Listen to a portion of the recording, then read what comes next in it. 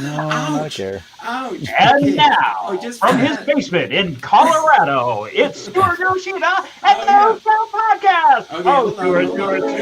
Yoshida, Yoshida, it's the OokTown Podcast. Okay. Yay! I need a drink. Oh, okay, now, wait, Doug. You're going to have to do that again, exactly as you did before. And then let me just get a pause.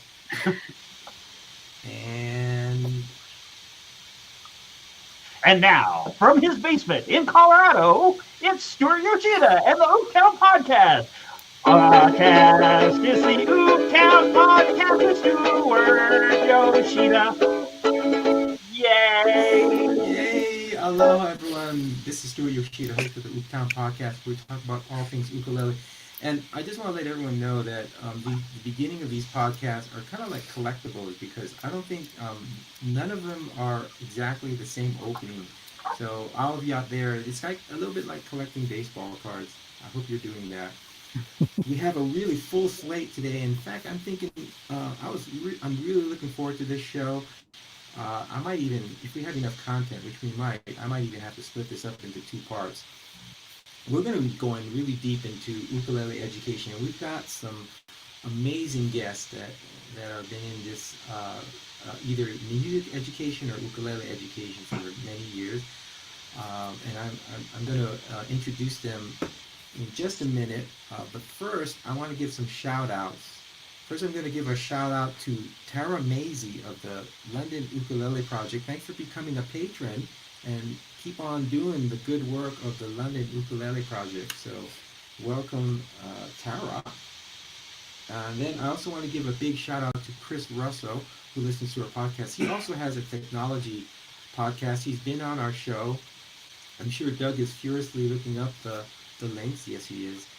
And a lot of these ideas and topics were from Chris today. My apologies if I don't quite do you justice, Chris. I'm going to do my best. And mahalo, big mahalo for the suggestions. And with that, let's introduce our panel today. First on my, it's always the opposite of what I'm thinking. Is it this way? Anyway, it's that way. It's Amber Rozel. Hello. She's a Jehui grad. Where are you? Are you on the level 3 now? Oh, I'm done. You're done. Wow. I'm done. Congratulations. Out of there. Woohoo. I even got to do the master class once. It was great. Oh, nice. All right. Well, Amber's been on the show before, and so I want to bring her back, and we can talk all about ukulele education. And next to her, it's the man, Mr. James Hill. Yeah, everyone, woo! Hi, everybody. James has been on our show once before, but it's actually not on this format. You've been on. Oh, we lost Cynthia, but she'll be back. Yeah, you were on at the Denver Ukulele Festival, and that was the first time I got to interview you. It was awesome. So welcome back, That's right. James. Thank you. And then below on the left there is Mr. Jimmy Brink, who is a music education teacher over in the California district. Which school are you at, Jimmy, or do you want to not say? Well, I teach in ABC Unified School District, and that, but I teach actually in 4 different schools. You teach at 4 different schools. Holy moly. Mm-hmm. Okay. Well, Jimmy and I grew up, and Jimmy is thankfully only limiting to the top 10 childhood embarrassing moments that he's going to recount to you during this podcast. Thank you for limiting it to the top 10, and I hope they're good. So no problem. And then going back, we have Cynthia Kinnunen. Cynthia, always great to have you on. She's also, you got to tell me, has the Ukulele Festival already happened, or is it coming up? Oh, Royal City Uke Fest. Yes. We have the fourth one coming up this fall in October. Okay, October. Okay, so you just had one a couple months ago. Yeah. Well, congratulations on the 4th year already. Thanks. Incredible. Always great to have you. And you are actually an educator. I actually wasn't clear. Did you study music also or not? Yeah, back in the day, I did. I did my undergraduate degree in music, and I also did conservatory levels in piano up to grade Okay. 10. So, And it's interesting because both James and Cynthia are from Canada, and I have no idea what kind of uh, programs and certifications and trainings do they have in the Canadian schools? Because I know a lot of it that James brings was from schools that he attended in, I guess, I don't even know if it's called high school. Is it called high school in Canada? yes, it is. Yes, yes, it is. In I fact, mean, seriously. I mean, right? Come on, maybe it's but a we French but we word. did turn all our colleges into universities. So Oh, we is that don't. right? That's one thing is a little different. But we do have high school, elementary school. We even have kindergarten. Okay, all right. Who knew? I didn't know. We're Yeah, not that which different is after all. and that's a German word. So there you go. We're still That's multicultural. right. It is. All right, right. And yes. And by the way, James, we're lucky that I'm lucky that the oboe people did not write nasty comments to me, because did you know that there is an oboe festival? After we had that, I looked it up and I go, oh my gosh, there is an oboe festival. Oh, really? So the Yes. oboe mafia didn't come after you? No, they didn't. I'm so Thankfully. glad, because it's not pretty. Oh man. And last but not least, my co-host, Doug Brown of the Denver Ukulele Community. Yes, indeed. So happy to be here. It is great always to have Doug. He Although my finger really hurts after going to the brand new Ukulele X tutorial about how to play the percussion on the ukulele. And Yeah. now let's see who was it that taught that lesson at the Ukulele X at which you can Kinnunen. find at ukulelex.com. Who was it? Yes, it's a new kind of pain. Exactly. Invented. pain on the ukulele. Yeah, Fun. Yeah. yeah, it's fun. It's not highly recommended in the classroom. I have tried it, but that opens up a whole new level of confusion, pain, and suffering on both sides of the coin. So yeah, not something for the classroom, but certainly fun to explore. Okay, so more for individual pain and suffering. Is what you're saying. Exactly. See, my brother and I have a plan that we're all both going to learn half of Billie Jean, and that way, genetically, it's one person playing the song. But Right. then we, Are you twins? we are Oh well, They are jeepers! genetic. You can learn all sorts of stuff that way. Yes. You know, exactly. you read the front half of the Harry Potter book, and he reads the end, and that's it. Done. We've read the Harry Potter book. Oh Okay, yeah, okay. Bad example. War and Peace, whatever. I don't know. Yes. yeah. But then who gets And, to read just- War and who gets to read Peace? I mean, That's right. You got to flip for that one. exactly. A little bit of trivia. I don't know if it's even trivia. Oh, there's Cynthia. I'm sorry. That's okay. I'm changing locations in the house because my teenagers are using We all can- of the The bandits Connection. on blame the TikTok. kids. Oh. Blame the kids. They are. Fortnite, They are- they're TikTok. I taking don't up know. all the bandwidth. Cynthia, don't you have all those apps that you can just disable them? Cynthia, I don't you wish have- I had one of those apps. Just shut them down completely. The whole I thing tried. will be. I did my best. Sorry, I may pop in and out. Yeah, so just on the World of Warcraft in about an hour and a half from now. Okay, can you do it? A World of Warcraft. Is this 2003? But you All know. right, come on, So I'm a little behind. World the of what times. craft? I don't know what you're talking about.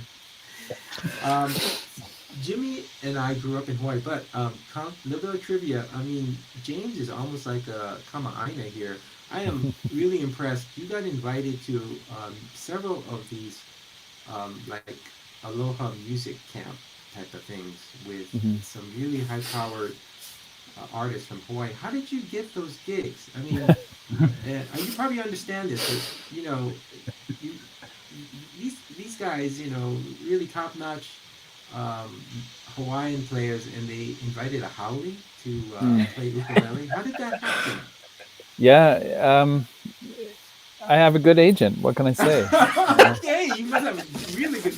Not really. I mean, they wouldn't just bring you over. I mean, so they must have really thought you were understood culture and things like that. So Well, I mean, I've been going there for a long time since I was a kid, and it's no different in Hawaii to anywhere else. It's it's who you know, and it's the relationships that you have and the friendships that really last for over the years. So, when I was touring to Hawaii with the Langley Ensemble, when I was a teenager, I met Herb Oda Jr. and Kyoki Kahumoku. They were playing gigs at the same hotels that we were playing at, and we struck up those friendships, and it's those friendships that end up lasting. And so when they have these festivals, they call up their friends, because part of the fun of those festivals is the hangout and the kanikapila, and just like the being together.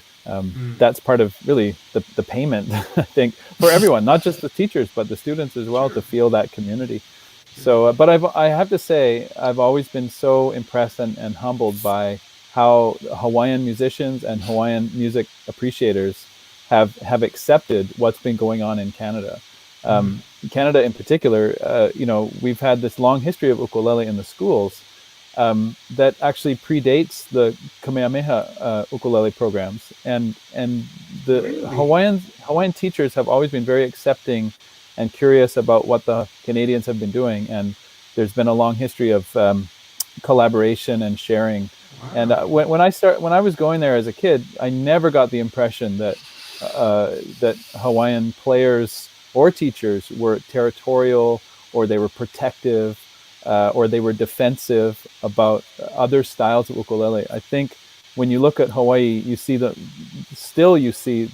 cusp of what's being done. Like, for example, even now, high G versus low G, that's a debate that kind of rages around the world about what is the appropriate or what is the correct tuning. But you go to Hawaii, right. and it's just, whatever you feel. Yeah. Hawaii is very accepting of what other people do with the instrument. I've always found that really inspiring. It is. It's true.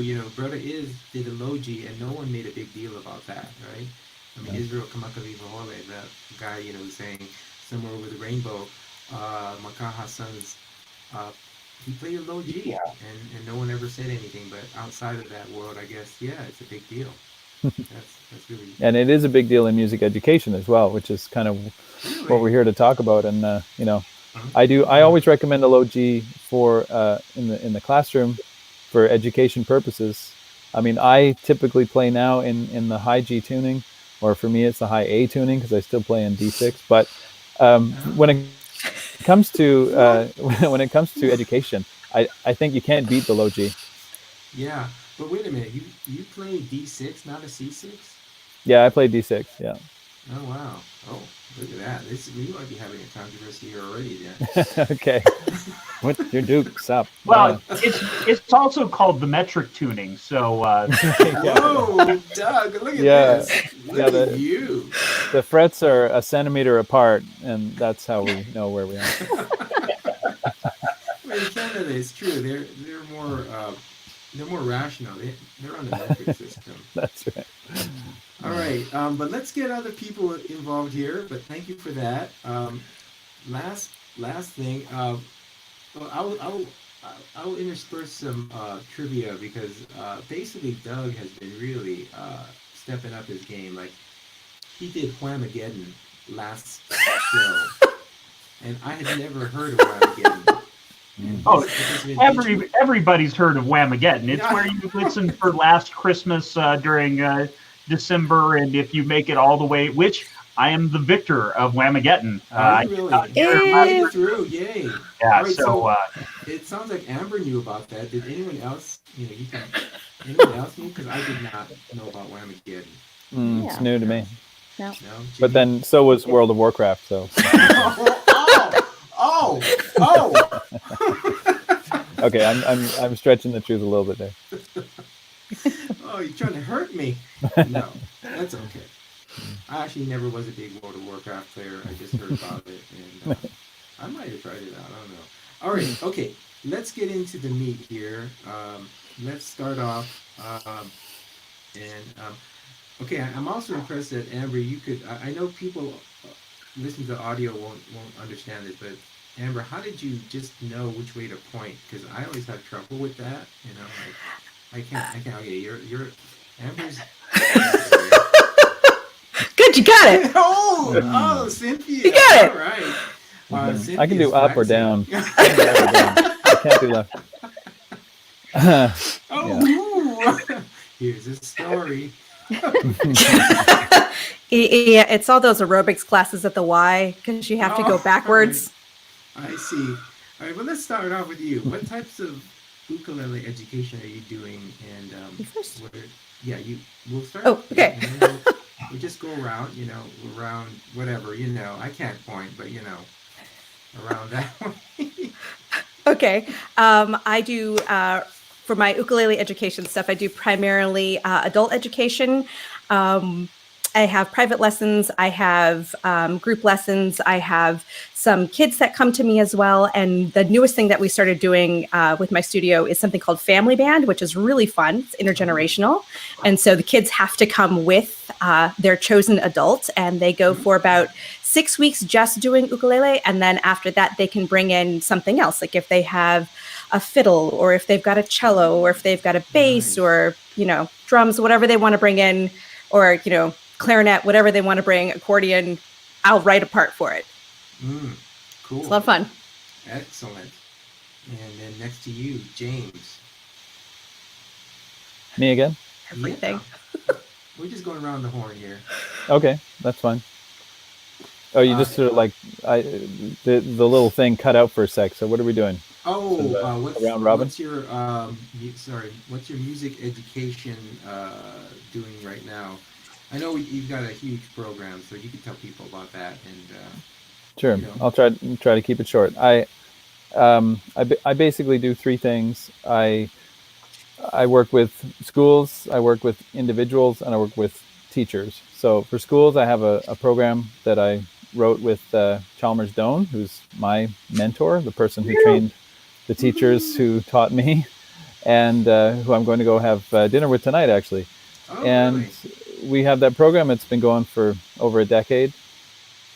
Then we also work with teachers to train them to better use that program. So that's how I met Amber and Cynthia. And also have the Ukulele Way, which is really designed just for individuals to learn at home on their own time.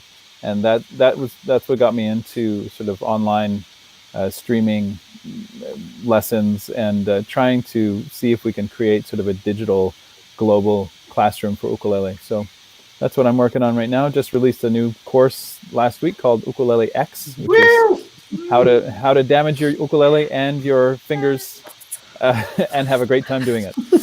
Nice. Extreme ukulele. All right. Great. And then we'll jump down to Cynthia. So I seem to have a wide variety of things too. It seems like we all do. That's how we manage. I do teach private lessons. So I have about 17 private students that I teach every week, piano and ukulele.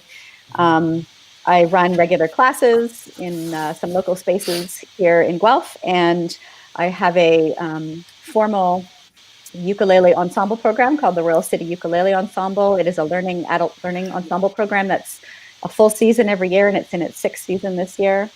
I do some work for James, working with the Ukulele in Classroom program, and which is wonderful. And what else do I do?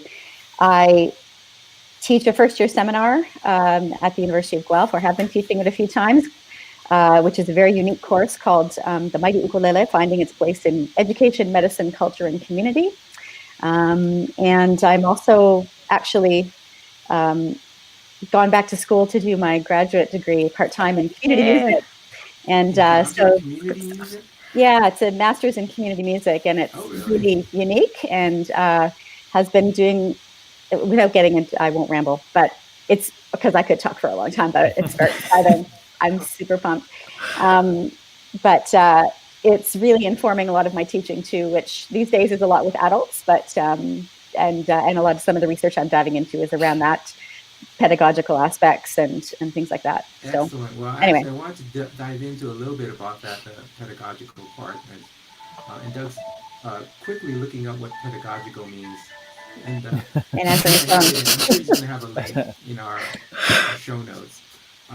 But yeah, I think the one of the things that Chris brought up is just is that the background and certifications and things like that. He wanted to make sure that we understood that there are those things existing, which I'm sure we all do. But how we can best use them in ukulele education.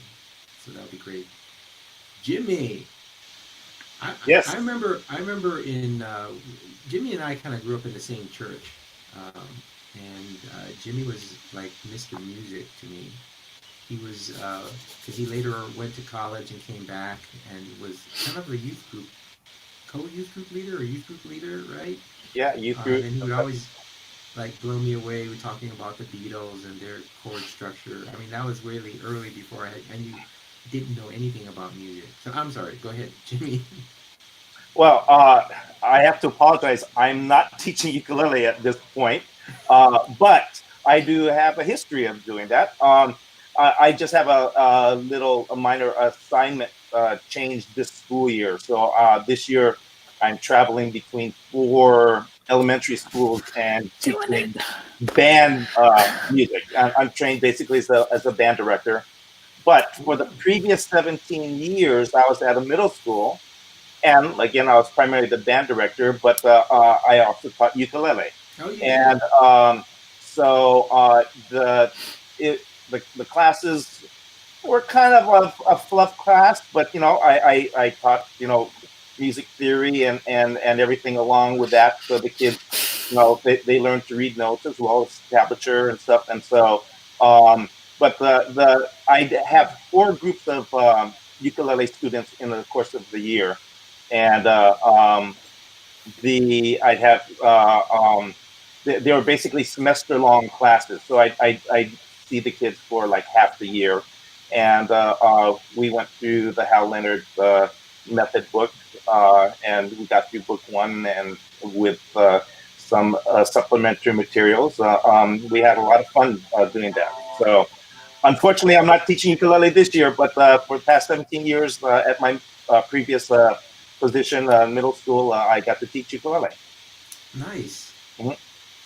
Mr. Doug, hey, I was serious. Are those new glasses? Yes. Turns out that the LASIK only lasts for about 5 years, but really? it made me a little sad. But I'm not as blind as I used to be, so they're not that fixed. So I'm also blind, as we talked before we started. The hearing loss and inability to read, and all these things that I have going against me. But now I can see, so that's awesome. All right, and you are doing the Denver ukulele community. So I am, and especially at so one of the things that I've pioneered at the Denver Youth Fest is the strum along where you're not allowed to learn anything. That wait, what? Well, so at Youth Fest, you just learn and you learn and you try all these things and you learn and you're learning. And then my strum along is at the end of the day. And so the rule is you can't learn anything. You can only do things that you already know. You can't advance at all. There's no learning at the strum alongs that I do. So so I'm the evil villain in this situation where you guys are all trying to help people. I'm just trying to hold them back. That's good. I actually think I'm glad somebody's doing it. Right, we wouldn't want to get too far ahead. That's the thing. Yeah. Oh man. Oh, did I miss the thing on the show notes where it was the identifying the villain? Oh, there it is, way down there at the bottom. Identifying the villain in the podcast. That's great. It wouldn't be any fun if we just sat around and agree with each other for an hour. That would be right. Exactly. Where's the fun in that? It's one of those things where I really do think that Uke Fests are so fun, but it's so much like all compressed, because you want to get Yeah. the most out that you can out of it. Like I remember learning you can't put the toothpaste back in the toothpaste tube years and years ago, and learning about half steps and full steps and everything, and which is a song that James led years You and could years call ago. it a song. Yep. It was a cacophony. It was great, but On purpose. the Just but it's one of those things where I really think that having a little time at a uke fest where you can kind of go, oh, we're gonna play Brown Eyed Girl. That's 3 chords, and you can do whatever strum you want, and just kind of relax and sing the song that you know, and just Yeah. and you get an A just for showing up. I think that's, everybody gets an that's A in important. Doug Brown's class. in Doug Brown's class. But in those festival situations, and I think this pertains to the broader discussion of education. Festivals are interesting because Cynthia, you run a festival. You know more about this than any of us. But when people go to a festival and they see me there and they say, "Oh, I did your, like, for example, booster uke. I did your booster uke session last year. What should I do this year?" And what I really want to say to them is, you should do exactly the same class again. Because you really don't take it in the first time. It's like the first time you watch a movie and then you watch it again, you go, I didn't remember that character. I didn't remember the plot went like that.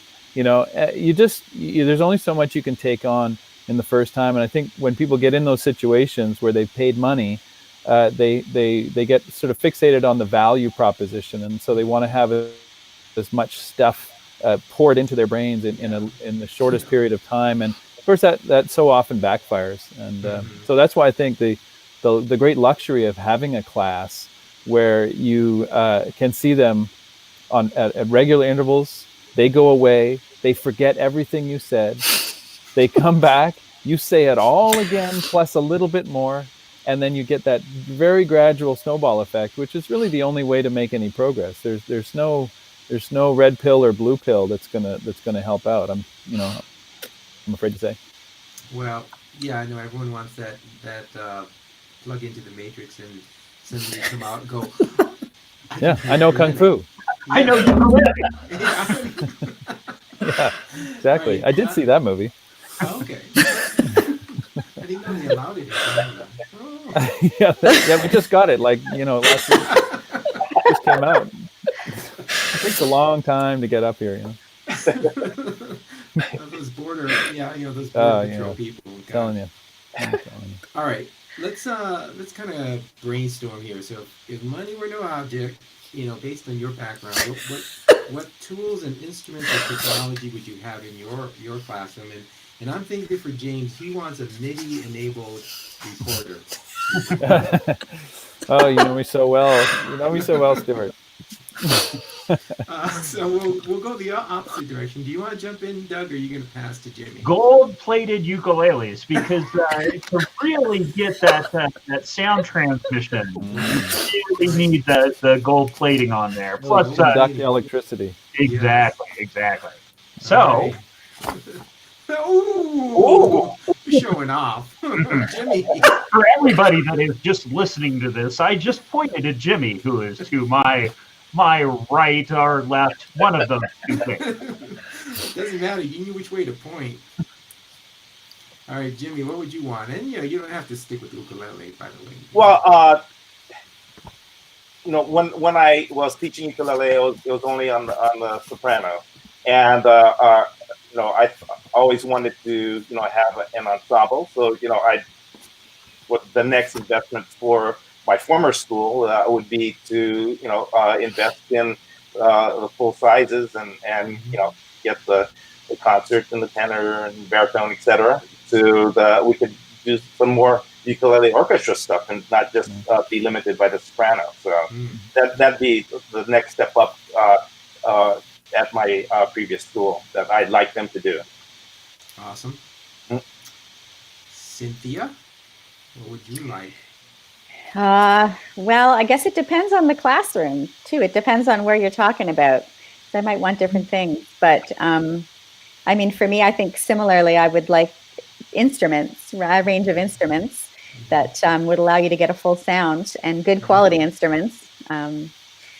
Technology is great, but I'm still a bit old school, and I just want to make music with the instruments. And, you can plug in and you can, projection is nice, audio, recording, all those things are great tools to have in the classroom too. But I don't know, I'm pretty much, if I had to make a first, priority list, my first thing would be just good quality, a range of instruments.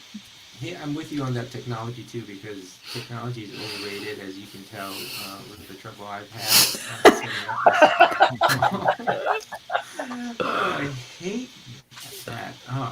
I cannot. Sorry, I'm digressing, but I cannot think of a podcast in the last 6 to 8 months where I haven't had an update that screwed up something, and it's anyway. Sorry. So. Good on you. I agree with you. I think it's more about making music than necessarily technology. James. I agree with what you guys have said in terms of a range of instruments and high quality instruments. I couldn't agree more. Because I don't want to say the same thing, I'll choose something else that's on my top, 5 things, and that would be professional development. I think, there's always going to be teachers, because we've got you got this equation that's teachers, students, and ukes, and you have to get those 3 things in the same room at the same time. And I think students are going to keep going to school for the foreseeable future. I think instruments have never been easier to get, a decent quality instrument, but the teachers, I find, is like the missing link, and the skill of the teacher to really bring it together in the classroom. And that's the one that's the hardest to deliver. It's the hardest to just show up to a school and say, hey, we want to support you, so we're going to bring you a great teacher. That's the part that you can't just pull out of a hat. So the money to invest in proper, just long-term, good quality, ongoing teacher training and opportunities for teachers to share resources, whether that's in person or online. It's a big part of what I've tried to do in the last 10 years. I think we can do a lot more, and we can do a lot better. That's something I just pour money on that. Right. Maybe I should have invited Chris Russell. I bet you he would be like nodding his head and saying, yeah, training programs, certifications, getting that teacher prepared to help out to be a good teacher. That's awesome. Yeah. Speaking of getting teachers prepared, isn't there a series of books that you can get that would help people with training? What is he working on commission or what? I don't know. We've been trying to get sponsorship, and we have never been able to get that like this. Yeah, right. This is tasty. Oh, yeah. Hey, what do I have around here that I pretty much Doug went to Wendy's once. We still haven't gotten that sponsorship. Yeah. But obviously, I do have people who know me know that I have books for students and books for teachers. I think the thing that is potentially a game changer this year that we're releasing in July is the first ever online teacher training for ukulele instructors. And that is something that piggybacks off of the live events that we've been doing for the past decade, the Jehui teacher certification program, and now bringing that into an online format, which sort of brings together everything that I've learned in terms of distributed learning and using technology for good. And really understanding what information is best delivered online and what information is best delivered in person. And once you really understand that there's 2 streams, there's the stream that should be in an online video, and there's a stream that should be in an in-person class. The stuff that belongs in an online video is the stuff that is perennial, the evergreen information. That doesn't matter what year it is, doesn't matter what month it is. You're going to say the same thing, because these are just pearls of wisdom and best practices that we know from the past 50, 60 years of working in the classroom. That stuff can be in an online video because it never changes. And when Amber and Cynthia and I and lots of other teachers, we would congregate every year to do teacher certification programs, I'd find myself often kind of saying a lot of the same stuff. And of course, the students would change, but I would just keep repeating myself. And what I wanted to do was bring all that information to a platform where anybody around the world could access it, and then create live events where we could really dive into the dynamic, ever-changing, evolving content that teachers are coming up with on the ground, in the classrooms, in the trenches of music education. We could really focus on those things and have the perennial information always online and always available for people. So I think this, it comes out in July. I think it could be a real game changer and could help a lot of people around the world. Wow. Okay. That is like really a great observation. I think about the evergreen versus things that are changing. And that's where, because I had that same question. It's like, okay, so what's appropriate? I think, by the way, online videos and training also are great. And then, but what do you put on the video? What do you put in the live? What do you put out? And then I think there's that third element of when you bring people together. Do you still have that as part of the program, James, where the people go up to where are you located? I know that. Don't say Canada. Where am I located? I'm in Eastern Canada. Okay, yeah. When you I heard half of that sentence because the microphone was coming in and out. Oh, But sorry. I imagine you were saying something like, how do you know what content to deliver in person? Yes, that's one of the things. Is that right? And I was commenting that I think that the way you've segregated it makes so much sense. I never thought about it that way because it's like, okay, we've got hundreds of thousands of ukulele training videos online, right? And that's awesome. Yeah. And then how do you segregate that versus the interactive part of the equation where people still are online, but it's live and they're interacting. And then the third element, I think, is the personal interaction where they get together. And I didn't know if you still did that, where people go up to Canada and to your wherever you congregate, and then they have a live interactive session there. Yeah, well, I mean, I think the live interactive part is so important, and I think everybody would agree with that. The online lessons, this kind of technology that we're using right now still is great, but it's not as good as sitting around, over a table with some Doritos and, a couple of beers or whatever. It's like, it's never going to be Canada. What? Yeah, we just got these Doritos. They're amazing. You can try them. So anyway, it's never going to replace it. So really understanding what it's good for is the trick. I don't believe that it's a question of yes or no to technology. I think it's a matter of saying, that's like saying, you have a fork, you have a spoon, and you have a knife. Now pick one.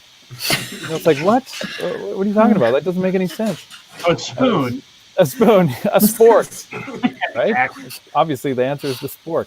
But we're going to get together at an event that we're calling Uktropolis Live. Uktropolis is the thing. Yeah, we're all very excited about it, and it's the thing where we all get together in Toronto, because Toronto, of all Canadian cities, is probably the easiest one to fly into. Seriously, and we're going to have a big conference there. And it's going to be a situation where I can hire lots of different presenters to come and to share their authentic experience. In the past, when I've hired somebody like Cynthia to teach at my certification institutes, I basically have to ask Cynthia. I basically have to say, look, Cynthia, can you just do it the way I would do it? Because that's kind of what I'm certifying. I can't be in three places at once, so I need you to stand in for me. And sure, put your own spin on it, but it still has to deliver these things, And I never felt really great about that. I felt like I was asking people to kind of help me clone myself. But now I'm there available online 24/7 with the information, and I can ask Cynthia or Amber to come and present an hour-long workshop on how Cynthia teaches the ukulele, how Amber teaches ukulele, and that is their authentic experience that they bring to the table, no longer trying to emulate how James would do it. So I think it's going to be a big step forward. I'm really excited about it. Great. So let's go to Amber. What do you want in your classroom, or training in whatever you do in your studio? More professional development all day long. That's Wow. excellent. Also, more instruments, although my husband would disagree because there's a basement full of ukuleles right now, and a lot of them do travel to libraries and community centers and nursing homes. They go everywhere, but the storage is kind of an issue. And then also Andrea Sullivan and I decided we wanted electric kazoos and choir mics for performance. Whoa, electric kazoo. Oh, yeah. What is that? Wow. Yeah. Is that It's ridiculous. dangerous, actually? Oh, Making sure that you have good EQ coming in on those choir mics, because Yeah. they back really badly. Yes, But, they do. as a body guy, Yes. But electric kazoos are awesome. Yeah, it sounds Okay. surprisingly electric guitarish with lots of overload. It's Really? So they have like a mic built into the Oh, yeah. Are you You guys just serious, or are pop you right- just trying to gaslight me here? Because No, I'm buying into this right now. you can There- make that Hey, kind of thing up. no, you can't make this up. You can look them up online. We're having a lot of fun with them.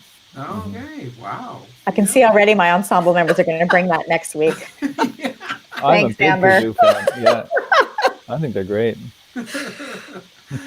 All right. Okay, so we're gonna thank you for that round, and we're gonna jump into where we left off, because I have another question or observation from Chris that I think is relevant here. But on our break, now the question is the shirt I'm wearing. I don't know if you can see it, but this is an authentic shirt from Hawaii. It's got ukuleles on it and all that. All right. In Hawaii, what do we call this shirt? And you can answer it like a Jeopardy question if you want.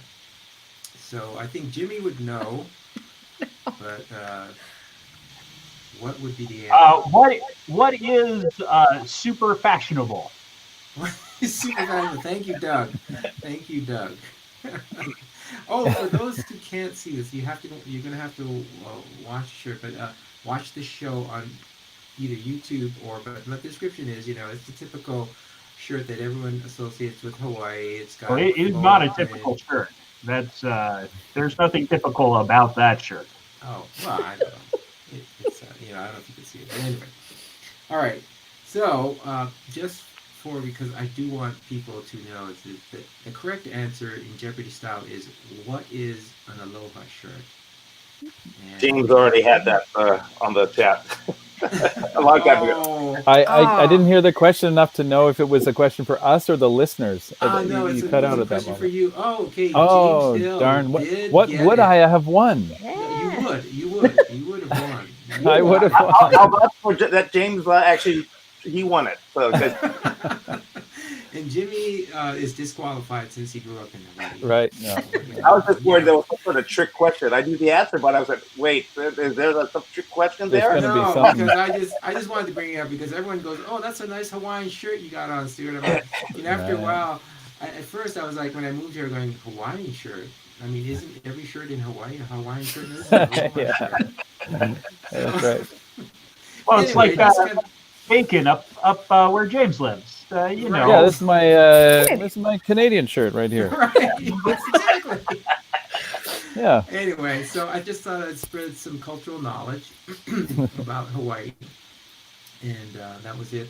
That was the break. But now that we're back from the break, I wanted to go into a lot of you mentioned, like, hey, we would love to have more instruments in the classroom, right? Different types of instruments.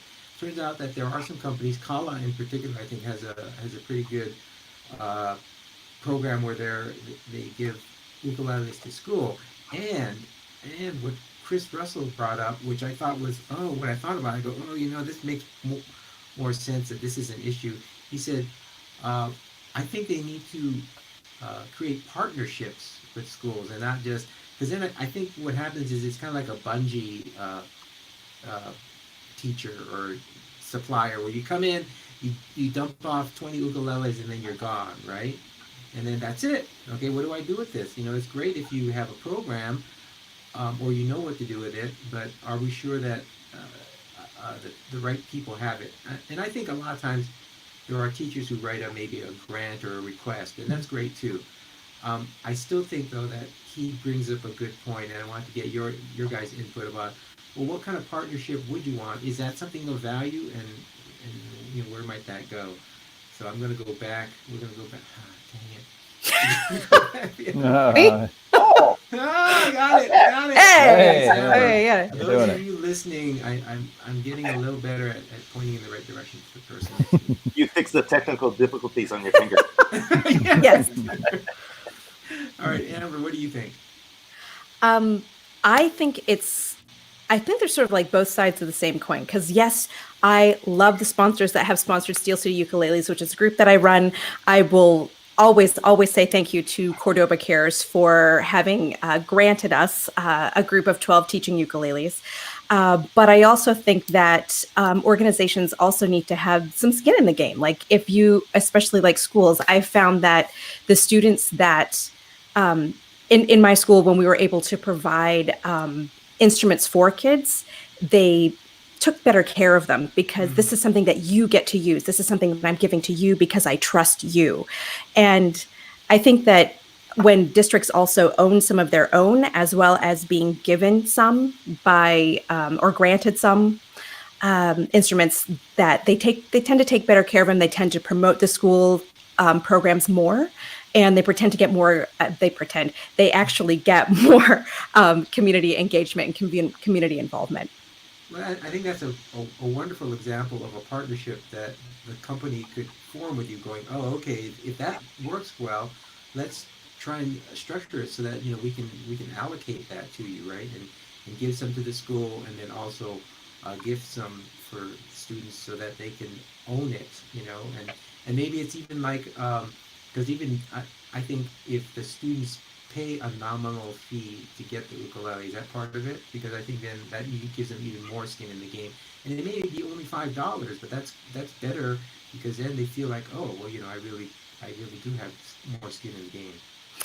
One of the local groups that also works in Pittsburgh does a rent to own with ukuleles, and so they do $15 a month for 3 months, and then the kids get to keep the ukulele on their own. Cool. Very cool. All right. Cool.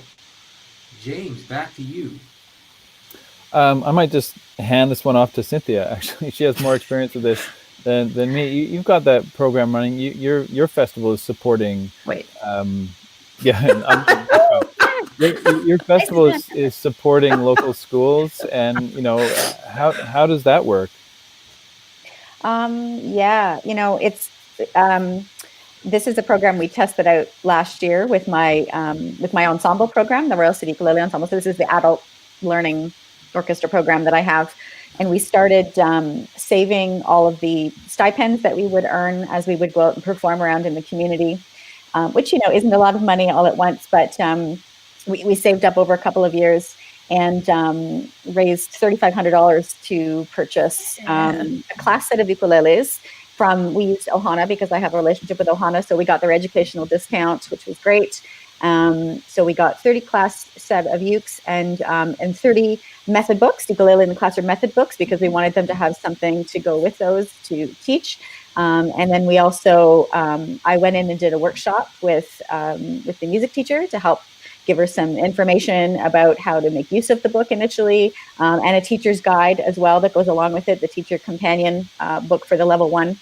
And then we went in and did a performance for the school as well when we passed off the ukes to them, because we wanted to show the school what it sounded like when you had a whole bunch of ukuleles making beautiful music together, and got the school on board as well. So it was a program that we put out through the board, the school board here. I had made arrangements to have an application process because we didn't want to just choose a school at random. So we had created a rubric around criteria that we wanted to support, schools that maybe couldn't afford it, but also we wanted to have some element of guarantee that the teacher, somebody would take responsibility for it in the school and implement some sort of program so that they wouldn't just go to a school and sit there.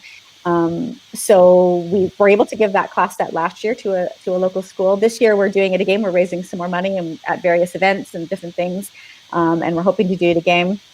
Although we're having a little bit of struggle right now because in Ontario we have labor action going on, which is impacting lots of things in the school system. So we may not get to make it happen this year as soon as we want to. But anyway, it was a really nice way to have my ensemble members who are also learning and growing in their own musical sort of journeys, kind of contribute back to the community and help support these, youth that are up and coming and on their musical journeys. And so it's this beautiful kind of community support win-win. I don't know. It's been really, really lovely and a great way to support schools. Well, I think that what I'm picking up too from that is that there is a process that you're doing to create accountability and make choices, not just randomly. It's like, oh, I'll just give it to you. You look nice, but rather, I mean, you guys all look nice. I would give ukuleles to every single one of you.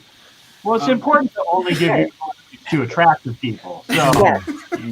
That was part of the rubric. What does this music teacher look like? Yeah. Oh. That's right. Send us a photo of yourself. That's pretty much the whole application. Exactly. That's all we want to Good see. luck to everyone. May the best genes win. I think what Cynthia is doing though is sort of points the way, because if you're going to go anywhere beyond the student buying their own ukulele with their own money, which I still think is an ideal to shoot for. They can't afford it, get a paper route. Can't afford it, do extra chores around the house. You can't afford it, do a rent to own. You can't afford it. Let's find a way so that you really take ownership of that instrument. You'll care for it like you would care for a puppy or your rabbit or something that you get that you need to care for. It's part of your learning to take care of that object that is a beautiful, expensive, precious object. I mean, there's no greater level of buy-in than when that kid actually puts down their own money. The further you move from that ideal, the more things get, a little wishy-washy. And I think if you're going to do what I would call a drive-by ooking of a school and just like, dump 20 ukes on the doorstep, I think if you're going to do something like that, you really need to look at the kind of infrastructure and support that Cynthia has been building into this. If you think of the 20 ukes or 30 ukes like kind of the diamond, yeah, sure, that's the diamond. Everybody wants 30 ukes in there, but it's the way that's set. It's everything else around that makes it really work and really look beautiful. So I think what Cynthia is doing really points the way for a lot of these partnerships. Yeah. Okay, Cynthia, I'm going to test you. Can you point to Jimmy? Can you do that? Let's see if you can do that. Oh, Yeah! Woo! All right, Jimmy, what do you think about the if you don't do ukuleles, I'm sure there's other musical instruments. Well, I'll backtrack to my previous school, and so now my school district is a very, very band centric music education district, and so there's a few of us, including myself, that feel like we need to have a wider spectrum of all the music genres, and so have stronger choir. Our orchestra is like pretty non-existent, and I'm pretty sure that I'm the only one who had a ukulele program in my district. Anyway, but because we're band centric, I can go to the principal and say, hey, we're going to do this ukulele class, and this is how much 20 instruments cost. And then that's like nothing compared to buying 20 band instruments. And so one saxophone. Right, exactly. And so I think Stuart soda came out his nose there when he. Anyway, for all of you that are not watching, the soda sprayed out of Stuart's nose when he laughed about ukulele's comparison to saxophones. It was fantastic. You needed to see it. Not to mention oboes. So anyway, so it was an easy sell to get the school to invest in a class set of ukuleles plus a few extras on hand. And so, but a lot of the kids have their own ukulele, and so it's a popular instrument, and it's so cost effective. It's easy to get into their hands, and so parents are buying their kids their ukulele, so the kids are just taking their, they're spending money and going out and buying them themselves. So there's the kids make the investment and the commitment just on their own, and so anyway, it's cost effective for the school, but the kids are going out and buying the ukuleles themselves, at least in my community, and so. I wanted to backtrack a little bit what James was talking about on professional development, and I'm excited about what he's doing and preparing for this summer. But I wanted to talk a little bit about if you all know Little Kids Rock. Anyway, it's an organization. It's guitar-based organization. And they provide professional development for teachers to, learn the skills to teach guitar, and then they provide guitars for them. And so I don't know if there's a specific organization that does that in the ukulele world. I'm hearing more that you have to kind of pair up with an actual corporation, ukulele maker to get class sets or get grants or whatever. But anyway, there's at least in the guitar world, there's a nonprofit organization, Little Kids Rock, that does professional development and helps put guitars into kids' hands. And so, and Little Kids Rock does have a ukulele curriculum with it. Oh, great! Yes. Well, I think for that, that would be an interesting partnership for, like what James Hill is doing with his programs, is partner up with a manufacturer or something, and maybe they could provide that ukuleles as part of the program. I don't know, but I would guess that this is a type of partnership that Chris Russell was talking about, where you don't just have one aspect, because it is more than just the ukuleles, right? I think that was his point, is that you just don't do, as James said, you don't do the drive-by uking. You need teachers trained. You need accountability. You need ways of. I'm reading into it, but doing more evaluation, things like that. Well, after there was a big boom of ukulele in the 80s and 90s when Chalmers Doan was sort of at his peak of influence in Canada. And that was great. A lot of people benefited from that. Tens of thousands of kids came through that program, including me.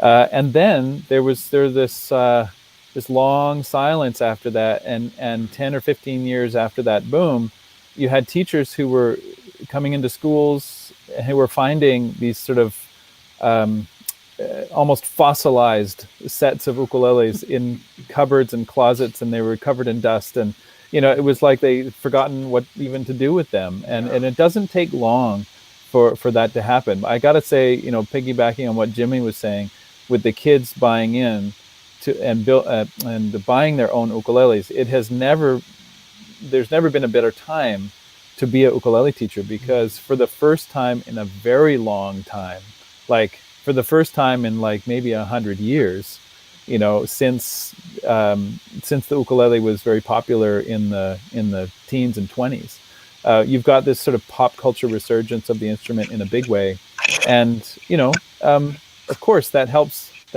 to make the medicine go down. When you can point to big pop stars who are using the ukulele, for a very long time we didn't have that. We were working against the grain of the popular culture, and so for the first time in a very long time, teachers can work with what kids are seeing in pop culture, and you can't help but use that to your advantage. Stuart, you sent out this document to us a little while ago. I was just reading on this big survey of like the status of music education in the U.S., and I couldn't help but laugh at this one little paragraph here where it says, it's important to keep investing in musical instruments, it says, and these efforts should be continued and perhaps expanded. Elementary teachers, it says, could be supported with purchases of ORF instruments, ukuleles, or other classroom instruments.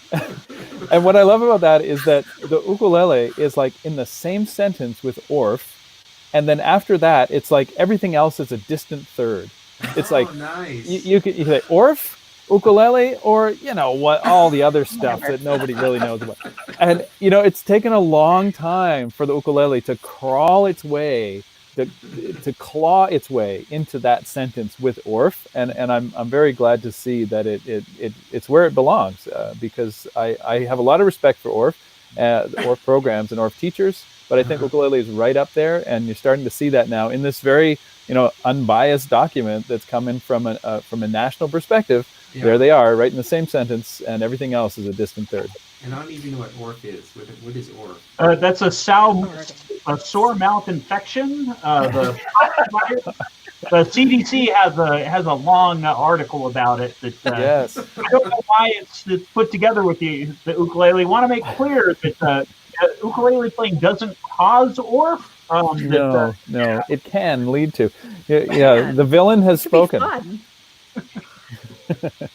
Who wants to say? Who's the Orff head? Amber, you have a lot of experience with Orff. I have some experience with Orff. I was doing a program with some students at Duquesne who are up and coming teachers, where we put all of that together. So we have ukuleles, we have rhythm instruments, we have Orff instruments, and that was a lot of fun. I am not specifically Orff trained, but it is a lot of, it's fun. Right now, I guess in the new set of national standards, ukulele comes into the other harmonizing instruments branch. So, and I'm still not quite clear. I feel like, we're in the, maybe, I'm not going to include Doug, because apparently Doug already knows about the mouth disease. But other than that, is that like a technique for training? Is it where you have rhythm and harmony and melody? What is it? I think it incorporates movement and drama and elements like that too, is my understanding. Developed by and a lot of Carl Orff. Yeah, yes. Carl Orff. There's a lot of solfege singing. Yeah. You've got the. I know there's a. I often get it mixed up with Kodai, but I think in Orff you do incorporate Kodai, hand signals for certain notes and whatnot. And so, it's a, like Cynthia says, it's a whole body, holistic approach to learning the essentials of music. It's very popular, but then again, a class set of Orff instruments is a big investment for school, right? And $5,000 to $10,000. How much? Right. I'm sorry. $5,000 to $10,000 for a small set. Yeah. So not every child will have an instrument to use, but if you get a full set, they're around $5,000 to $10,000. Wow. Not just for the barred instruments. Yeah. So they're pretty expensive. Okay. Yeah. Stuart, they're mostly mallet percussion. The Orff is kind of based around mallet percussion, and so they have these little xylophones and chimes and bells, and then they have bigger and bigger ones, and so and ideally you'd have a class set with all the different instruments, all the different sizes, and some kids are on the bass xylophone, and some of the kids are on the little tiny ones, and so that's usually what the Orff is based around. Well, then no wonder we can say Orff and ukulele, because the ukulele is much more affordable. So there we go. Oh yeah, and I gotta say, now that a lot of the pedagogy we've been working with in the past 10 years starts to bring in some of that pentatonic work that Orff is so that leans on very heavily at the outset. We've been doing a lot of that now with ukulele, and I don't want to throw down the gauntlet or be too controversial here, but I do think that ukulele can basically tick all those boxes in a way that is more accessible, more affordable, and more portable. So, I do have I don't want to be taken out of context here. I do have a lot of respect for Orff teachers, and I do think there is a great synergy between the two, and some of the most exciting student ensembles that I've seen have combined Orff instruments with ukuleles and singing to get a really, really nice sound and a really holistic experience for the kids. But I'm just saying, the ukulele belongs in that same sentence with Orff, and I think we could see some teachers who are Orff trained start to come over into the ukulele stream, because they would be the perfect candidates for picking up what we're doing at the moment with ukulele. And we've seen some of that here, actually, right? There's been some combined workshops, Orff and ukulele popping up. Yeah. You just have to buy B flat bars. Right. You got to put all the bars on. Baseball right there, so you're gonna have to explain it. Well, before you explain that, we're gonna go to Doug. Doug, the idea then. What would you say? You know, because you've got kids in school, and what has their experience been? And you know, what do you think we should do with these ukulele companies and forming partnerships? Well, so all of my kids play ukulele, but that's not primarily what they do. We've got a guitar player, and we've got a brass. My daughter Tavi, she plays the tuba, and I was so anxious to do a tuba ukulele pairing, and never got around to it. But it's it's really orchestra, or not orchestra, but band, really expensive, and even for where it's not out here in the suburbs of Denver, it's not super. I don't know what I'm saying. Anyway, yes, well, I like ukulele. Well, yeah, no, I was like shocked with it's. I guess when I think about it, yeah, band instruments can really cost a lot. Like buying a saxophone or even a tuba. I mean, that's a big piece of hardware. I mean, it is. Well, and Tavi is just like she's my little baby girl who's 16, so she's not really a little baby girl. But the last time I saw your family at a ukulele festival was years ago, probably around when Jake Shimabukuro came the first time. So I haven't seen him in that was a while ago. Yeah, I know. Now, and for those of you who are followers of the show, you know that that Swallow Hill no longer tells Doug in advance who's coming. Exactly. So if you're coming in May, we would never know it because they don't trust. They don't trust Doug anymore. Although now I have people that go out and surf individual artists' websites. So I already know one of this. So they haven't. Swallow Hill has not released the lineup of who's coming. Yeah. But I already know one of the artists. It's been leaked. Should we say two of the artists from Kansas City that are coming?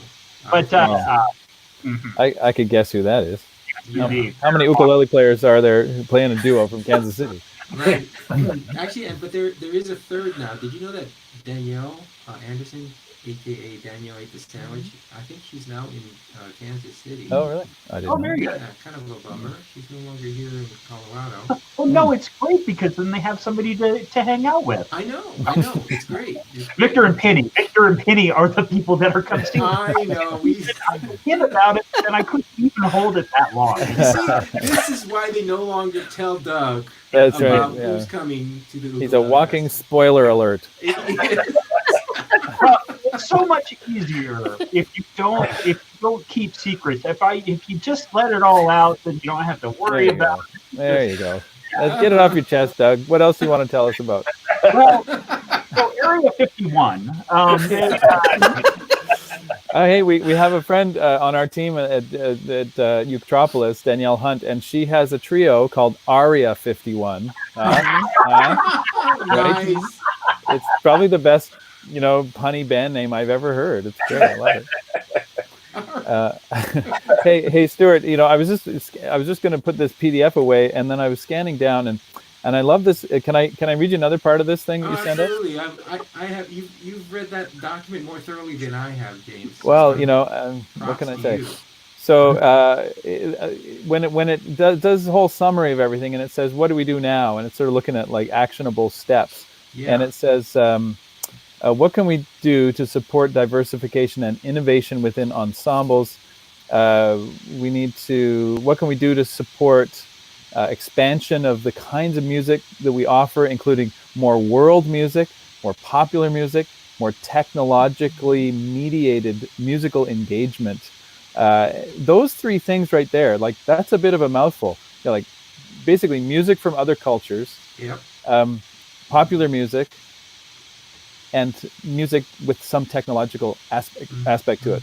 And those are three things right there, not the only three things, but those are certainly three things that we have focused on a lot in the Ukulele in the Classroom program and the JHUI program.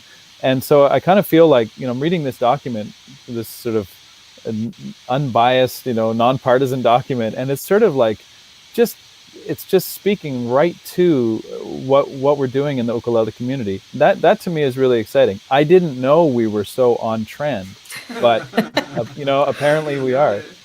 World music in particular. World music is a topic that is, it's controversial. Even the name world music is kind of ridiculous. It's a bit like a Hawaiian shirt. It's like world music as opposed to what? But I do space music. Space music, Mars music, right? Yeah, exactly.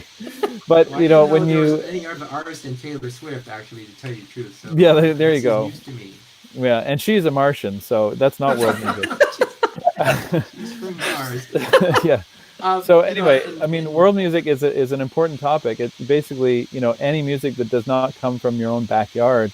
And this is something that Chalmers and I, 10 years ago, 12 years ago, we were sitting around his dining room table writing ukulele in the classroom. And the one big break that we made from the original just in Canada was that we sort of severed ties with the gospel aspect of the curriculum and of the repertoire. I love gospel music, but I felt like we both felt like we needed to that was going to be too much of a hot topic to have those songs be part of the repertoire, and instead we sort of replaced that portion of the repertoire with music from other cultures.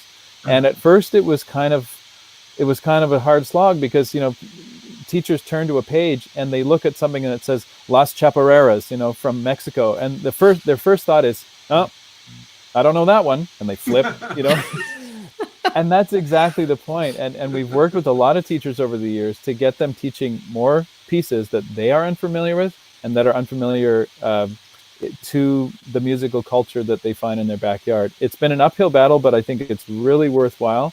And there's been a lot of good learning that's come out of it. Absolutely. And I think that you're right in that the ukulele, for whatever reason, maybe you were implying this, I'll just say it, that for whatever reason, the ukulele seems to be a great instrument and easily picks up music from different cultures. I know there's at least two guests that regularly, well, not two guests, but Heidi Swedberg in the last show. Was it the last show, Doug? She was singing different songs from Mexico and Brazil, I believe, and that fits in so well with that. And then Danielle Hunt. By the way, Jimmy, out there, are you in Southern Cal or Southern Cal? Yeah. Yeah. There's in J-Town around there.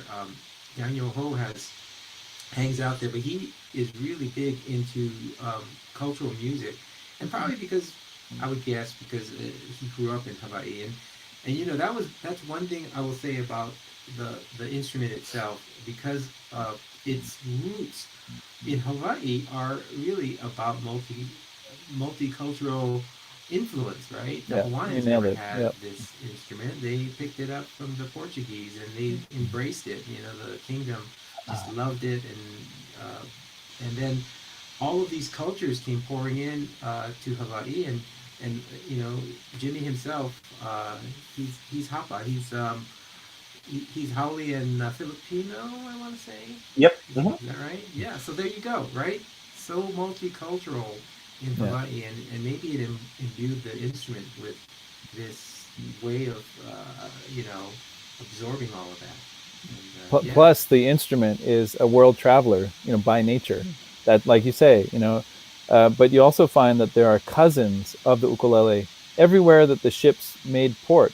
So you've got the cavaquinho, you've got the rajao, you've got the machete, you've got the cuatro. You've got so many small stringed instruments that are cousins of ukulele, can be found all over the world in so many different kinds of music, because they were the instruments that traveled. They were the iPods of their time. If you were going on a long trip, you would take your ukulele because that's how you heard your music. And so the instrument is a world traveler. Wow, that is really great observations. Hey, we're going to take a little break here just to reintroduce everyone, and in case you guys didn't catch it, we're going to talk about what they're up to. We're going to start Kitty Corner with Mr. Doug Brown and his new glasses. You're looking good, my friend.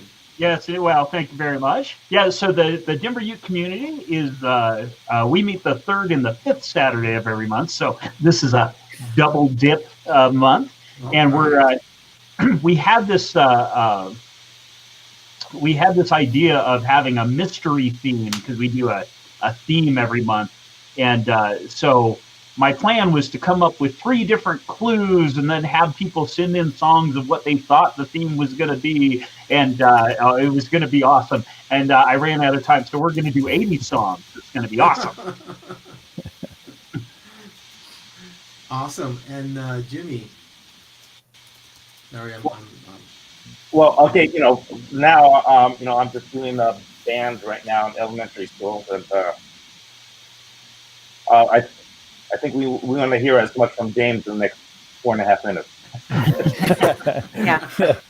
Go to James. Great. Yeah. Yeah. Good one. Well, yeah, I got to go. This is perfect timing because the person I'm going to go have dinner with tonight, in 5 minutes time, I got to take off, is the man who kind of started it all in Canada. He was the one who first noticed in the late 50s, when he first noticed that the ukulele was the perfect instrument to teach transferable music skills. And this was the big departure for Chalmers Doan and his program, is that he saw the ukulele as the springboard to every other instrument.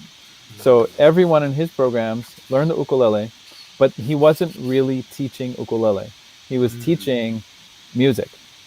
And with the idea that the students could take their skills that they learned with ukulele and then transport them or transpose them onto any instrument that they wanted to do next. So everybody got 2 years on ukulele, and then they went to whatever their choice was after that. And that really changed the landscape in teaching, just that idea. And my favorite story is about a student Chalmers had named Dwight. And it was early on in Chalmers' career, and he was having a lot of success. He's a very charismatic person. The cameras love him. The radio loved him. They all wanted to see what he was doing with this ukulele program. So they were getting on TV, and the kids were strumming a couple of chords and being cute, and everybody was loving it. And Chalmers felt like a movie star, and he came to school one morning. Dwight showed up early that day, I guess, and Dwight was playing away on his ukulele, and Chalmers said to him, "Hey, Dwight, isn't it fun to be on TV? Isn't it fun to be famous? Isn't it fun to make music and do all that stuff?" And Dwight just looked at him and said, "Mr. Doan," he said, "when are you going to teach us how to really play?" And it was such a moment of being called out, that Chalmers still, I've heard him tell this story many times. He still gets emotional about this story because it was the moment where a student called him out and said, "All we're doing right now is showboating. You're just showing us a couple of tricks, and you're putting us in front of the cameras, but we're not really getting to the real thing." And from that day on, everything changed, not just for Chalmers and Dwight, but for every generation who came through after that. And he switched his focus to music education and transferable music skills, and kind of the rest is history. That was a real turning point. Wow, that's a great story. That's a great story. And James, I know you have to take off. Thank you so much for joining us. I'll bet you Doug has already stuffed many links. Oh, look at him. Yeah, stuffed all kinds of links. See your programs and websites. Great. We hope to see you soon. Give my regards to Chalmer. I've never met him. Sounds like an awesome person. Maybe someday we'll even have him on the show. That'd be cool. mention that to him. We'd love to. Okay. Well, thank you, Stuart. Thanks, Yeah. Doug, Amber, Cynthia. Good to see you. Bye. Jimmy, good to meet see you. you. And I'll look forward to talking again sometime. All right. Okay. Take care, guys. Take care. Bye-bye. Bye. Bye. Okay, we're gonna jump back to Cynthia. Cynthia, it's always great to have you on the show. I always have to think we've never met in person. Actually, I don't think, right? It's always weird because sometimes it's like, I've had these people on the podcast so many times. It's like, oh yeah, I know Cynthia. Yeah. Well, wait, we've never actually met in person. That's right. Okay, so I forget what the question is. Oh, What am I responding to? we're taking a break so that you can tell us about your programs, your ukulele festivals coming up. Yeah. Whatever you want. Whatever I want. What's going on for you? I think, like I already mentioned, I got a lot of different things, and I'm really, really getting into this whole aspect of community music and its connections to the ukulele community in particular, and what it facilitates. So I've a lot of things coming up are related to that, and of course, the festival is going to be coming up in the fall. I haven't announced the artist yet, so I, not like Doug, will not release who's coming Not yet. do the early release. No, Spoiler wait till alert. April for that one. But it's very exciting. Got some good stuff happening, and yeah, I'm just with all of my teaching, I'm just really enjoying exploring aspects around belonging and wellness and creativity and all these different sort of pieces that are being sort of coming up in my research now. And so, yeah, but again, I could talk for a long time. I won't. Well, I think it's great that you have this, the background, the education of the academic background that you bring to it, because I think that's important. I think there's a lot of lay instructors out there. What I mean by that is, for example, myself, I've never, I took one course in music in college, and I think that the most revelatory training I took was by the Association of Trainers and Developers, or it used to be called the ASTD, but it basically, I took a master course over a week of how to be a good trainer, and it just opened my eyes. I'm like, oh well, wish I had this training a long time ago. Just simple things like, don't just talk. Make sure you're interacting with them. Take do no more than 20. I mean, it's just these small little things. So good on you.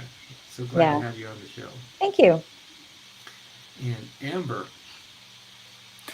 I guess coming up for me, I have an outreach program at the Children's Museum of Pittsburgh, where we're celebrating Fred Rogers' birthday. So I'll be doing some wandering ukulele on that day. I'm very excited for that. Well, and awesome. Are you from the Pittsburgh area, by the way? yeah, it's where I live. Nice. Yeah. And then I'm originally from the West Coast, but live here. And for some reason, that's why I thought you were West Coast. I don't know why. And then coming up, I have I'll be at the Altoona Ukulele Soiree in Altoona, Pennsylvania, and then I'll also be at Midwest Uke and Harmonica Camp with Ben Hassinger, which will be really fun. Yeah, Awesome. I'll see you there too. Yay! Mention all the Cynthia going there too? Great. I didn't even think about that. There's a whole bunch of things I'm doing, but you go, Amber. And that's what I have coming up for the foreseeable future for the next couple months. And I'm very jealous, Cynthia, of your community music master's program. That sounds so exciting because, I'm leading Steel City Ukuleles now, and it's getting big. We're up to 600, so Wow, it's amazing. It's a lot of folks, and it's an umbrella organization with a lot of different meetups. I mean, the meetup list is really long. Let's just say if you come to Pittsburgh for ukulele, if you come on the second Saturday night, you can hit 4 ukulele meetups by Thursday. So Wow. it's a lot of because it's amazing. Sunday, Monday, Tuesday, Wednesday, go home on Thursday, and you're good to go. Hey, Kai, we're going to Pittsburgh this year. Place to be. Well, mention the OokTown Podcast to all your ukulele. Oh, I will. All right.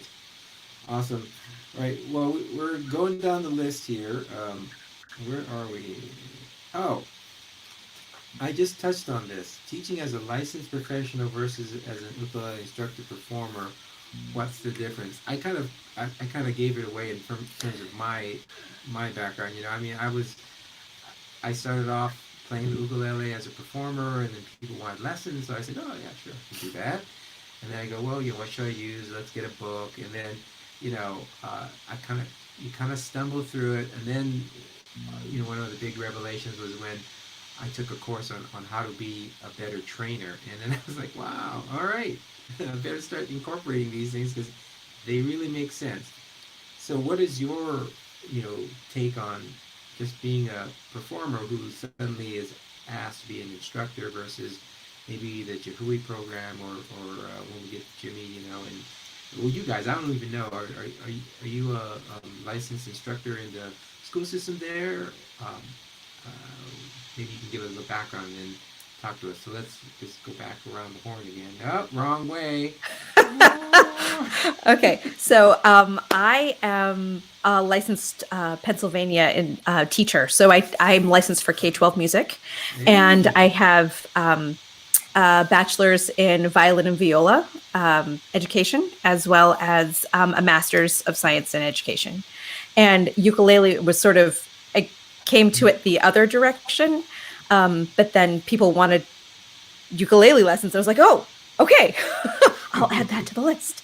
And I think it's beneficial to have a license, but it's also beneficial to go the other way as well, because you see things from both directions that you wouldn't necessarily see from one side or the other. Yeah, that's a really good point. I think that like when I went to Victor and Penny's course on performing, I was like, wow, they really just lined everything up and said, you know, here's some things as a performer you should be doing, and it's true that when you come from that direction, it's definitely gives a good perspective. Who are coming to the Denver Uke Fest. Right, and you just spoiled it for everybody, Doug. All right, so Doug, what? I've got a degree in lighting design, and I know you do. Yeah, so I know how to light, or I actually know, and now having been a audio engineer for a long time, I know how to mic a ukulele. But other than that, I don't have any license other than driver's license. So. But have you gone to like Swallow Hill and taken courses? Oh, I've gone to Swallow Hill. Yeah. Okay. Versus, I don't know. So it's funny because a lot of my ukulele education has come from just watching videos and actually, and I tell this to people all the time. I never got better faster than when I started playing with the Denver Uke community and leading the Denver Uke community. I feel like that's the best teacher that I've had. Although I've also, you know, taken not to downplay the great teachers at Swallow Hill, but yeah, going out and playing, I think, is the best way to get better. Doing and trying to teach someone yourself is always a good way. That works great. Yeah. So Cynthia, what's your perspective on this? So yeah, I keep something I think about quite a lot, actually, because I'm continually advancing my own knowledge and I learn from sort of every experience that I have, I think we all do, obviously. So like Amber, I have degrees in music and things like that. I have like Amber has done the 3-year James Hill Ukulele Institute certification, which I think has really helped me in terms of understanding ways of teaching music literacy, listening skills, all the different aspects of music, using ukulele as the tool. So that's very transferable. I think that was a great experience. And then again, sort of in the current program that I'm doing in my graduate work, along with the research, a lot of the work we're doing is around facilitation, like you just spoke about, Stuart, and the sort of aspects of facilitation and inclusion and all of these different pieces. And so I just feel like I'm a lifelong learner, like many of us are. And the more I teach, the more I learn, the more I bring to my classroom. It's just this iterative process that continues. And I think regardless of where you step into the game, in terms of your own certification, you're always going through that process if you're trying to be a better teacher. And so I think everybody brings different things to the table, and we all benefit from that. So I think that, and I think the main thing around here is to be a learner. You know, when you are an ukulele, and maybe you just fell into teaching ukulele because it is like I know a lot of times it's like, well, you know, we don't have a ukulele teacher, so you play the ukulele, why don't you teach it? And that happens a lot, I think. And that's great. You know, you start there, and there's all these online resources now. I mean, you could get training from James Hill and get certified that way. You don't have to go into college, you know. And I like it. It's because it's kind of an in-between part where it's not, yeah, sure, you're not part of the university system maybe per se, but at least you have the standards, and you get from someone who has the pedigree from Chalmers Stone and so forth, like, and that's a good, I think, medium, so that you don't have to say, wow, yeah, I got to go back to school and get my music degree and teacher's certification. Nothing wrong with that. It's just some people that's not where they are in their life, and this seems like a good middle ground. yeah, there's certainly opportunities now, you know. Yeah, people. absolutely. Jimmy, what's your perspective on this whole licensed professional versus, hey, you know, people who fell into ukulele teaching? Well, just taking from a musician side, no, you don't need to go to college and get a bachelor's of music or an advanced degree to become a world famous violinist. You know, you just have to go out and do it. And so, same thing with being a teacher. And so, if you are going to be teaching, you know, as long as you do all the professional development or you know, do whatever you need to do to get your background on you know, the subject, you know, they're fine. You don't need to go to college for it. But I do have a strong feeling about if you're going to be teaching in a school, that you should go through the whole credential process. I do have some issues with how the states do the credentialing. One of the things that you sent out kind of for us to prepare a couple of websites and things to or documents to check out, and one of them on givennote.org, you know, it talks about most music educators work within a subfield specialty area. You know, when you get credentialed as a music teacher to teach in the schools, it's like Amber. I have a K through 12 music education credential, but there's such a wide spectrum within that. I mean, so are you going to teach orchestra? Are you going to teach band? Are you going to teach ukulele? Are you going to teach choir? And so there's so many. You know, I was trained basically as a band director, but I mean, so many of us band directors, you know, are then you get your first job, and then they say, oh, but we want you also to teach one section of choir. And I go, I've never taught choir before. And then, or you know, it's such a wide, and so I would, you know, every state has a different requirement for the credentialing program, but it'd be nice for them to maybe break it down and have more specific music education credentialing program, or maybe have certificates, certification process, so you can teach. You know, I mean, why should a band director be good at teaching choir? I mean, it's really different. But you know, a lot of band directors might be successful, but sometimes, you know, they spread themselves too thin. And so there's issues within the credentialing process, but I do believe if you're going to teach in a school, you need to be credentialed. through a definitely. college program. Yeah, And especially. So go ahead. okay, well, one of the things that my school district is I said it earlier that we're band centric, and so we've got great band programs, but a lot of our other programs are weak or non-existent, and so the but I have a little beef with my school district is that in the elementary program we have elementary, I'm teaching elementary band starting as of this year, but we have a strong elementary band program, but to cover other areas, more general music and choirs, they bring in teachers, and they're the ones that I know are fine music teachers, but they're not credentialed. It's not that I have a problem if they're not credentialed, is that they don't pay them like a credentialed teacher. They can bring in these teachers and pay them like minimum wage. And so I would like all music teachers in schools to be paid like any other teacher. And so if they need to go through credentialing process, that'd be, maybe that's the hoop that they have to jump through to get paid like a fully credentialed teacher.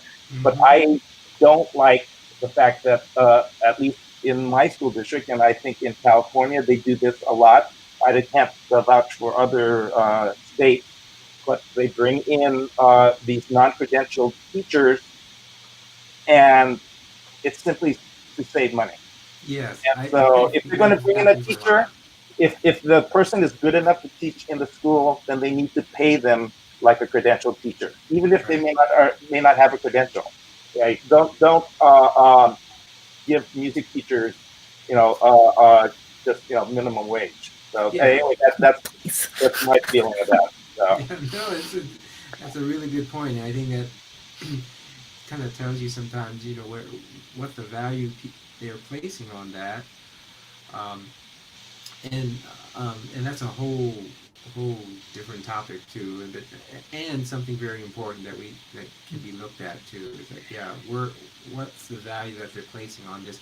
All kinds of great studies to show how much music adds to your background. Um, and I haven't vetted those studies. Maybe Cynthia can speak to that a little bit more, or Amber, or whoever.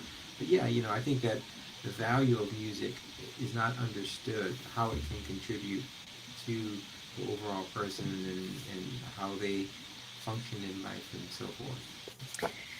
Yeah, I mean, I think obviously, as we know, there's lots of research that's been done in the power of music in all kinds of different ways, the value of it in our school system, and how it contributes to improved marks and academic levels, and just building the person as a whole. All these creativity pieces, which are so important coming out of school. Like there's all these different things that have been over and over discussed in science, in scientific ways, and one of the challenges certainly that I see in the Canadian system, and I don't know how the American system looks in comparison, but music has been fading away from lots of programs. It's considered sort of one of the bottom of the list in terms of the arts, and they get cut. We've had a lot of cuts to education.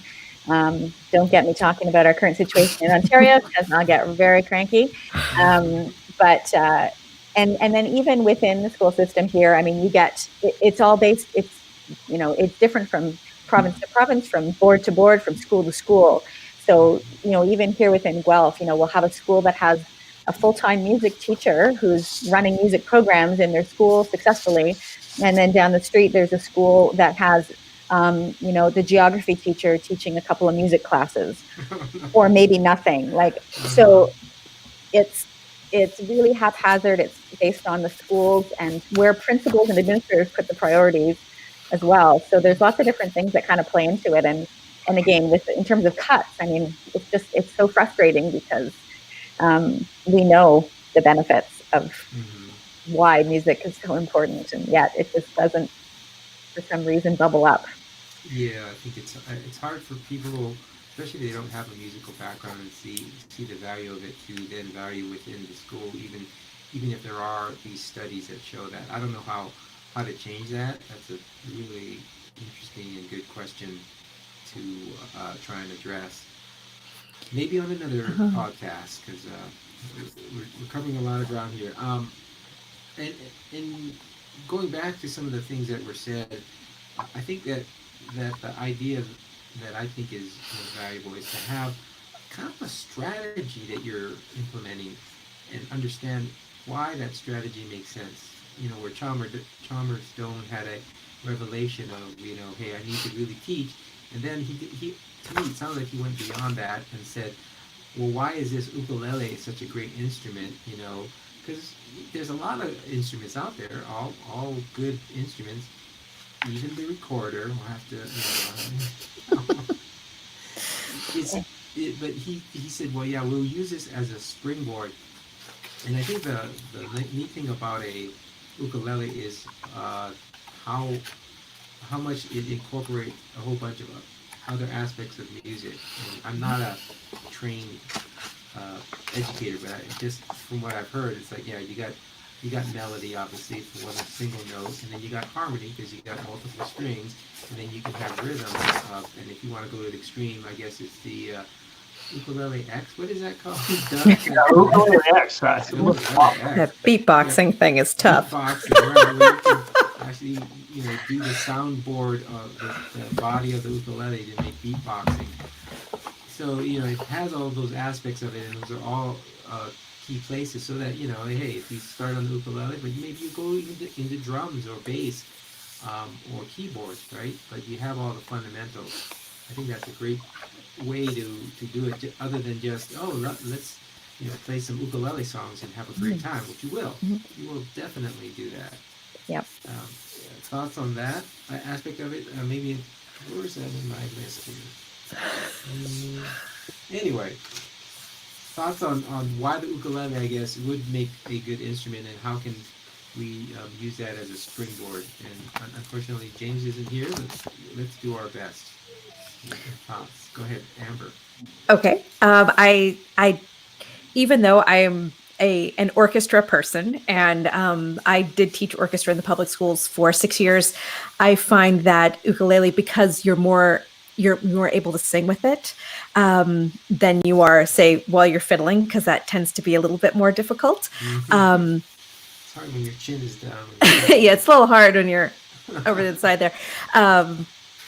It tends to sort of tick, again, like James had mentioned before, tick all the boxes, especially for the United States national music standards, and with a lot of the other state standards as well, because, you know, 50 states, they're all different. Everybody's got different, well, different state standards. They're mostly the same. They're mostly the same because they try to match them up to the national standards as much as possible. But it really ticks all the boxes. You get ensemble, you get singing, you get social awareness, you get all in addition to musicianship, and it's great for taking all the boxes. Doug, what are your thoughts of your, you know? Yep, it ticks all the boxes. Check. Thank you, Doug. Cynthia. Yeah, I mean, I obviously agree. I'm an advocate, and I think it's one of the most unique instruments for teaching music with, because of all of these things, because of its accessibility, and yet its range of opportunities for developing more difficult and challenging skills, for those ensemble skills, for social connection, for creativity, for songwriting, for there's just this endless array of musicianship and creativity and connection that it offers that not a lot of other instruments can do. Did you start off did you start off with string instruments, or was it keyboards? I grew up studying piano, but I did in grades 5 and 6. I actually was taught ukulele in the classroom.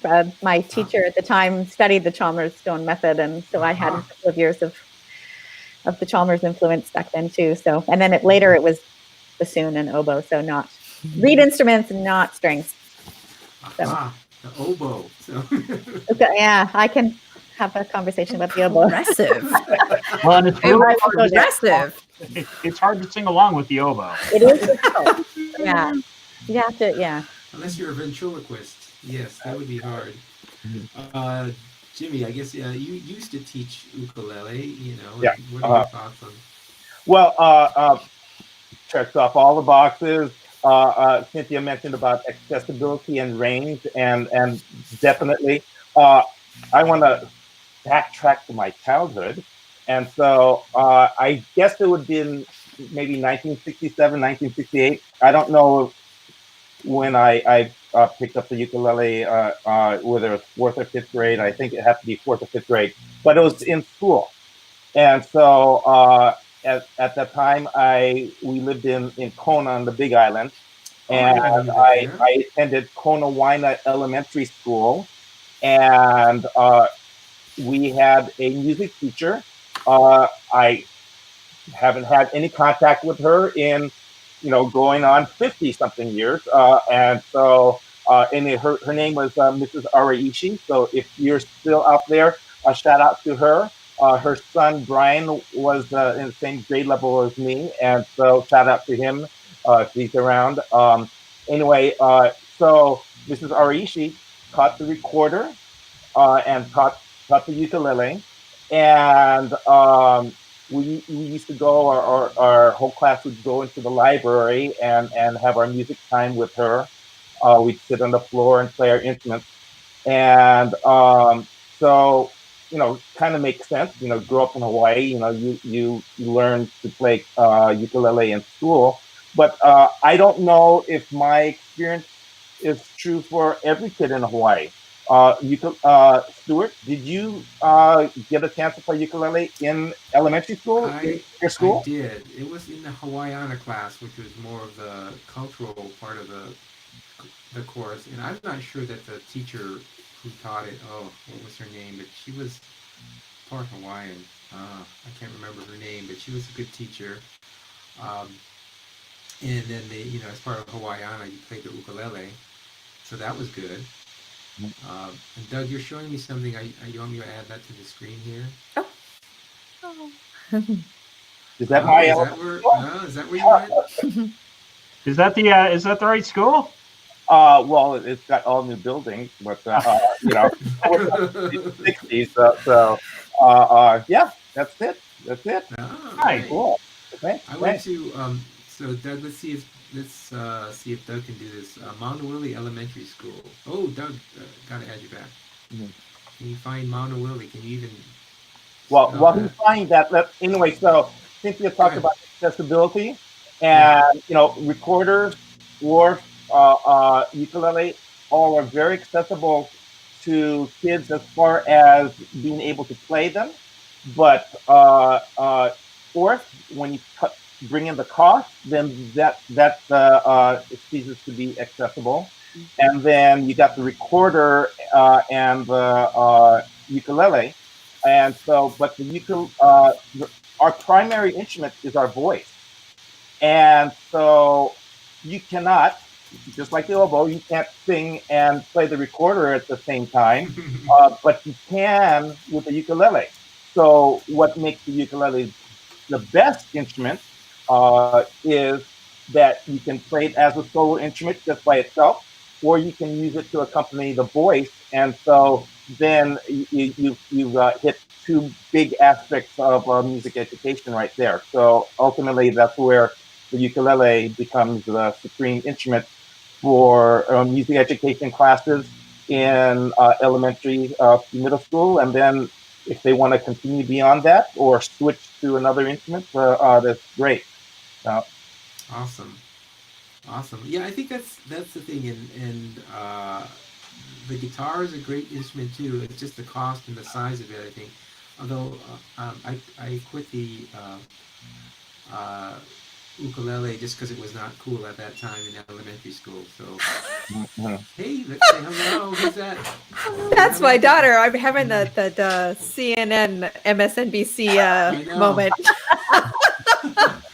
There's the school I grew up in here, all on the screen, as you can see. That actually, it looks really much the same. I do have to, before we lose Amber, Before we Oh, lose you want to Amber, I do want to point out that one of the things.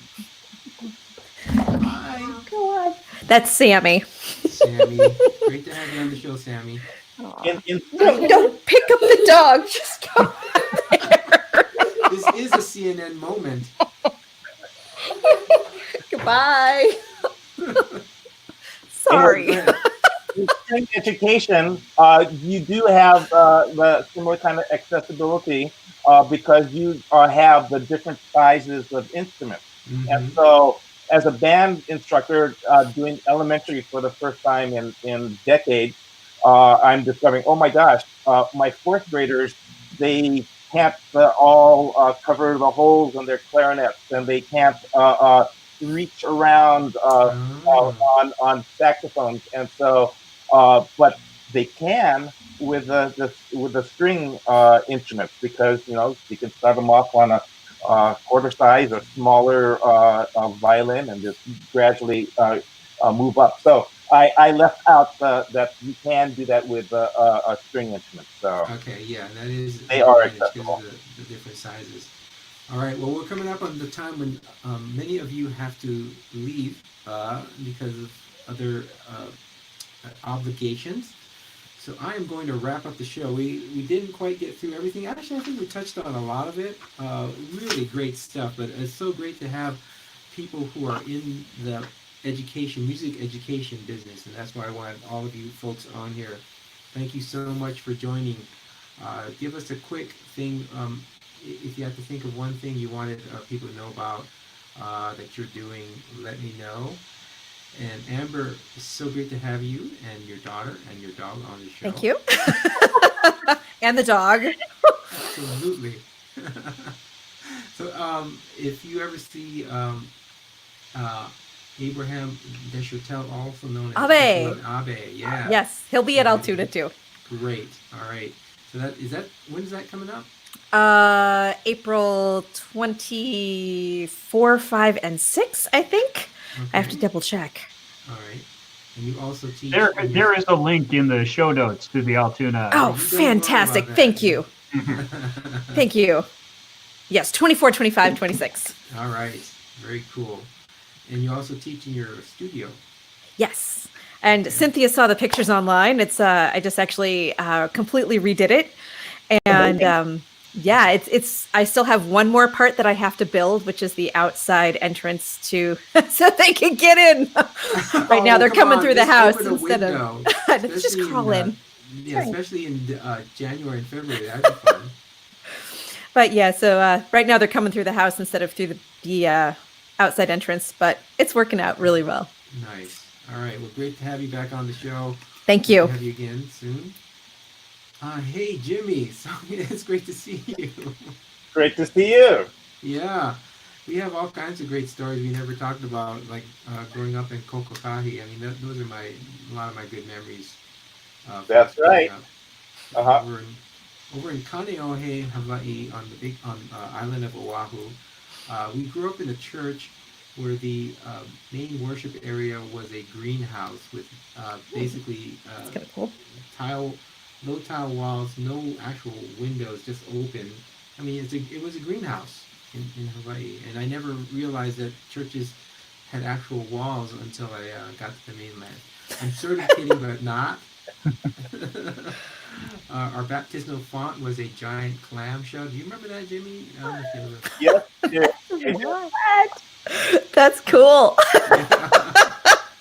So it was different, and I never knew that how different that was growing up. So that was a revelation to me. So great to have you, Jimmy. Thanks to you for having me on the show. You bet. It's great to have your perspective. And there is Doug in the chicken coop. The background is still so convincing. I am so amazed. Well, the California. Oh, Jimmy, I wanted to ask you, if you had the chance to go to Disneyland or Six Flags, you'd go to Disneyland, right? Being a California resident. Actually, no, it's too expensive. Okay, so there's that. the go-to place is Knott's Berry Farm. Oh, very good. Oh, not. Yeah, Knott's Berry Farm is maybe Six Flags owns it. I'm not sure. anyway, yeah, it's cost effective. Disneyland is just way overpriced now. Wow. Okay. Yeah. But I would actually He went still. to a Not Scary Farm years and years ago, and Not that was during October with their haunted houses and everything, and it was scary because it was spooky. But yes, so yeah, Cynthia. Okay. What I forgot to mention actually that I am going to be at some festivals coming up too. I'm going to be. Let's see.